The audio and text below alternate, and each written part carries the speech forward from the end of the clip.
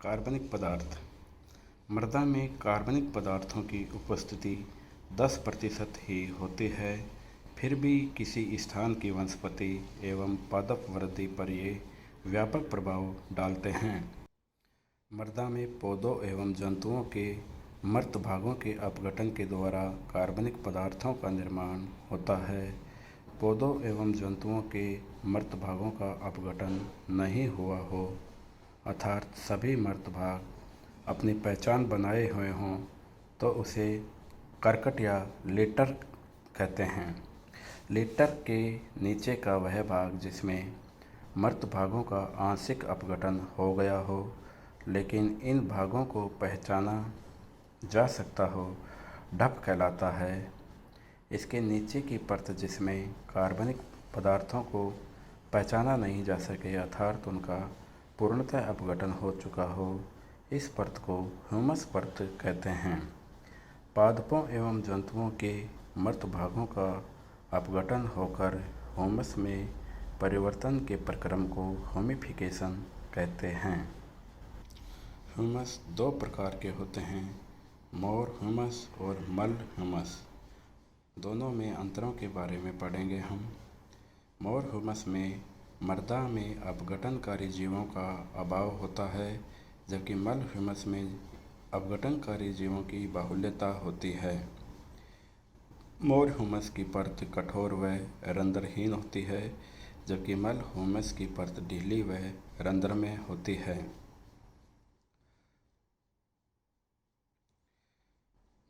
मोर humus की अपघटन क्रिया मंद होती है, जबकि मल ह्यूमस में अपघटन क्रिया तीव्र होती है। नंबर 4, मोर ह्यूमस में खनिज लवण कम होते हैं, जबकि मल ह्यूमस में खनिज लवण व ह्यूमस बराबर मात्रा में होते हैं। ह्यूमस पादपों के लिए अत्यंत आवश्यक है। ह्यूमस में खनिज लवणों की प्रचुरता होती है, जिससे मृदा की उर्वरता में वृद्धि होती है। मृदा की जलधारिता क्षमता बढ़ती है तथा मृदा की रंध्रता भी बढ़ती है, जिसमें जल का रिसाव और गैसों का आवागमन सुगम होता है। मृदा जीव यानी सॉइल ऑर्गेनिज्म। मृदा में वनस्पति जात अर्थात फ्लोरा और जंतु जात फाना दोनों ही पाए जाते हैं, जो मिलकर मृदा के जैविक तंत्र का निर्माण करते हैं। मृदा वनस्पति जात में बैक्टीरिया, फंजाई, एल्गी और सॉइल या एक्टिनोमाइसीटीज आते हैं, जबकि मृदा जंतु जात में नेमेटोड्स, अर्थवर्म्स, प्रोटोजोआ, रोटिफर और दीमक आदि आते हैं। मृदा जीवों का महत्व। Importance of soil organism. जीवाणु व कवक द्वारा पादपों एवं जंतुओं के मृत शरीर का अपघटन होता है।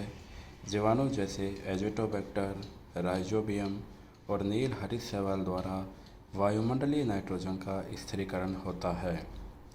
जीवाणु एवं कवकों द्वारा वृद्धिकारी पदार्थों का स्राव किया जाता है, जो पौधों की वृद्धि पर प्रभाव डालते हैं। नंबर 3, मृदा जल या सॉइल वाटर। केशिका जल। मृदा के कणों के बीच उपस्थित रंध्र अवकाशों में भरे जल को केशिका जल कहते हैं या कैपिलरी वाटर कहते हैं। केशिका जल ही पौधों को उपलब्ध हो सकता है। केशिका जल की मात्रा मृदा कणों के आकार पर निर्भर करती है। जैसे जैसे मृदा कण छोटे होते जाते हैं, मृदा की जलधारिता क्षमता अधिक होती जाती है। जल अक्रांता। मृदा में जल की अधिकता जो मृदा में क्षीण वतन या पुअर एरेशन के कारण होती है, इसे जल अक्रांता कहते हैं, जिसकी वजह से जल अवशोषण बहुत ही कम मात्रा में होता है। धन्यवाद।